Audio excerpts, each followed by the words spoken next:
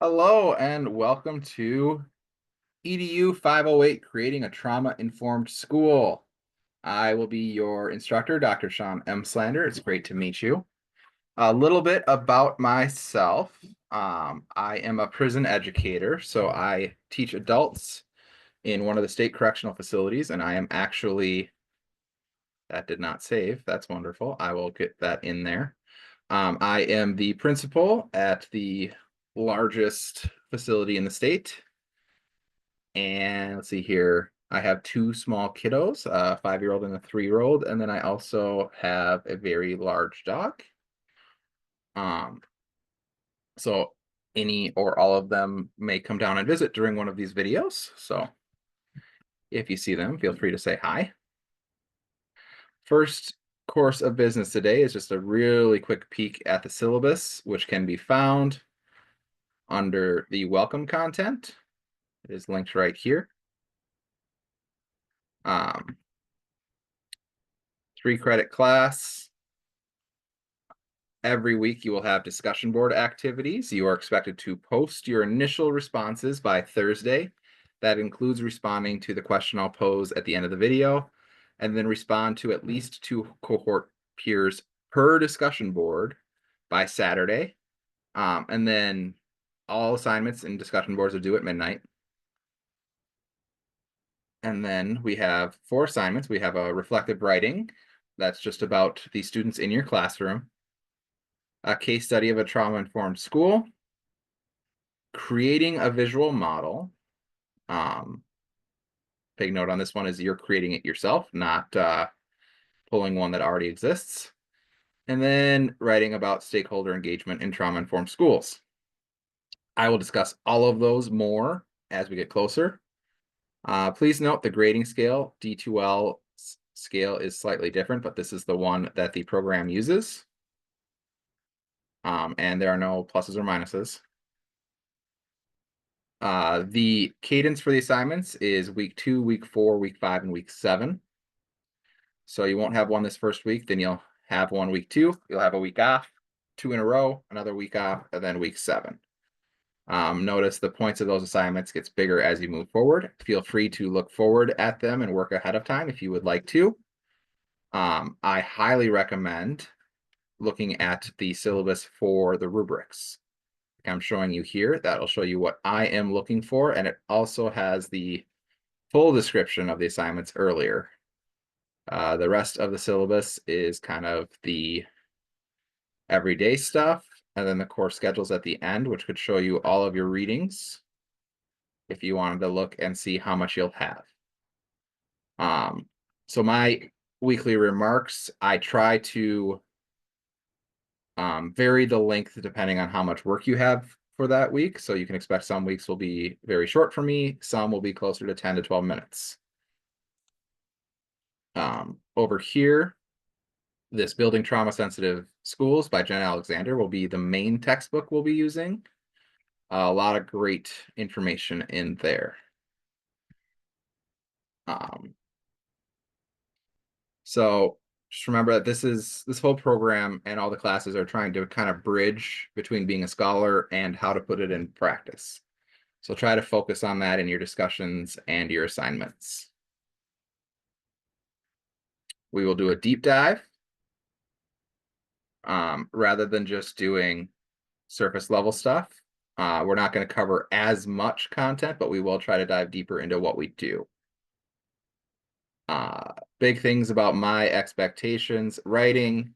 I expect that for assignments, you have somebody glance at it for just general grammar, or you do a good read through yourself, that you're trying to apply your learning in whatever setting you're currently at, that you actively participate in discussion boards, especially by getting your initial posts up by Thursday so your peers have somebody to respond to, and that when you respond to your peers, it's meaningful and not just doing it to get some points.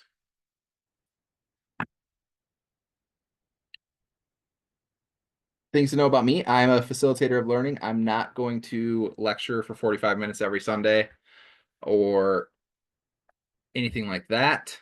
I'm here to help you engage with the text and the assignments. To engage in communication, the best way is via email, mslander@csp.edu. I typically respond within 24 hours. Every great once in a while, it may take me longer. If you feel like I missed it, please send a second message. It doesn't happen often, but every once in a while, my real life can get a little crazy with a 3 and a 5-year-old. If things are just really not making sense or you need more clarity on something, reach out via email to schedule a Zoom session. I'm happy to set those up. Just a quick thing on the calendar. Remember, initial posts for discussion boards are Thursday, and then responses to peers and assignments are due on Saturdays, except for the final assignment, which is due on a Monday. This week, there's 3 chapters, which are roughly 66 pages for reading. And here are the 4 course assignments. Like I mentioned, that last one is due on a Monday because week 8 is a shortened week. Your first assignment, which is due Saturday of week 2, is to write about your own classroom. You're going to identify and assess the social and emotional needs of the students in your classroom. You can write this paper in first person and include the following: an introduction, purpose of writing, share the overall presenting social and emotional needs of your students, and then if the ACEs questionnaire were to be administered to students in your classroom, what might be the range of ACEs scores and categories? If this is your first class, then I recommend going out and finding the original ACEs study and just reading through that once, as it is very informative and foundational for trauma-informed work. The impact of student trauma experiences in student learning, and then a conclusion. All told, this should be about 2 pages of content plus a reference page and a cover page.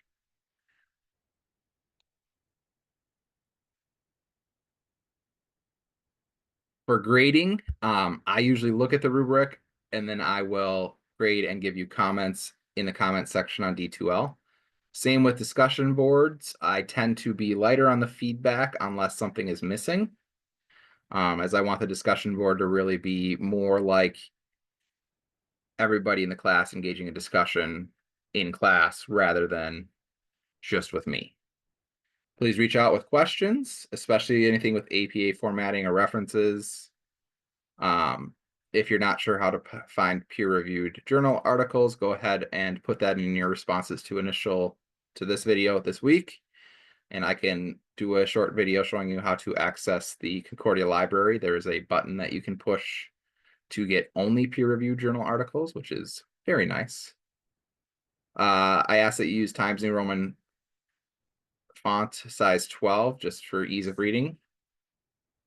And then this week's discussion boards will be a little bit fun. First one, discussion board number 1, share a soundtrack, playlist title, or song lyrics that relate to building trauma-informed schools. Post a link to the song if you wish. Then write 1 to 2 paragraphs why you selected this particular audio, and to sign off your post, please put your name, the grade level and content teaching assignment that you're currently in, and your school district or just general geographic location, just so we can get an idea where everybody's at. For number 2, the most traumatic experiences I have encountered in a school setting are blank. So fill in blank. You can do 1, you can do more. This is a safe space, so please feel free to share. What was the school, district, and community response to the situation? Be specific, detail-oriented, take a deep dive. And then given your program readings and learning thus far, is there anything you might suggest doing differently should that same opportunity present itself? Again, please explain. So I will give an example here. I had a student, remember that I work in prison, who overdosed on fentanyl in class, which meant that he had gotten a hold of the stuff in prison and took it before class. He passed out in my class, hit his head on the concrete floor, and we were able to save his life with the use of Narcan. The school, specifically my supervisor at the time, really brushed it under the rug when I had concerns that like myself or my other students may have been exposed to the stuff. Oh, it's not fentanyl, don't worry about it. Even though the student had admitted at the hospital that it was fentanyl. So there really wasn't much follow-up, which would be my biggest thing that I would do differently if that opportunity ever presents itself again, as I am now in the supervisory role, is I would definitely be pulling that teacher out of the room, closing the classroom for a while, doing a debrief, and really just trying to be more supportive than my supervisor was for me. And then my question for you guys this week, Concordia changed how they're doing things starting this semester. So I'm curious if you are degree seeking, if you have been going through the whole program, or if this is one of your first classes. So if you could just respond and let me know which track you're on, I would greatly appreciate it. And I'm looking forward to a great semester with you guys.